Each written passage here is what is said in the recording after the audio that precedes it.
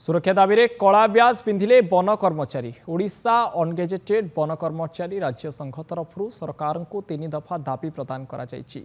Smog duty समय one विभाग कर्मी असुरक्षित रहउचंती। किछि दिन तले अनुगुल जिल्ला रे शिकारी गुड़ी रे जणे वन कर्मचारी प्राण हराइथिले। पूर्वरु अनेक थर अनेक समय फॉरेस्टर गार्ड एवं वन कर्मचारी माने दुर्बृत्तर आक्रमण शिकार होती। तेणु सुरक्षा दाबी आज चित्रकोंडा और गजपति जिले में वन विभाग कर्मचारी माने कला ब्याज पिंधि प्रतिवाद करिसेंती।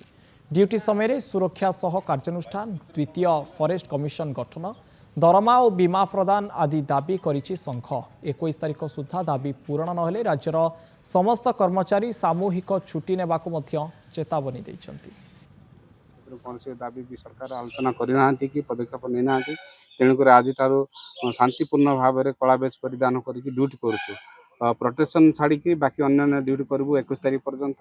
21 तारीख पर्यंत जब कौन कम आमर डिमांड जब फुलफिल सरकार न करती 22 तारीख पर अनिर्दिष्ट काल पर्यंत समस्त ऑल ओडिशार समस्त वन कर्मचारी फॉरेस्ट गार्ड फॉरेस्टर और डेप्यूटी रेंजर कौन सी काम कार्य सहयोग करेंगे ना समूह छुट्टी जावाई निष्पत्ति नि आमर वनरक्षी प्रहलाद प्रधान को शिकारी माने निर्मम भाव हत्या कले तार प्रतिवाद रे राज्य संघ तरफ गोटे जरूरीकालीन बैठक होता 25 तारिख में अनुगुल ठारे गोटे 3 दफा दाबी कराई।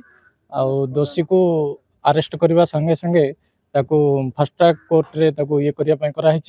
द्वितीयत आहत को जे मरी जाइछन्ती तांको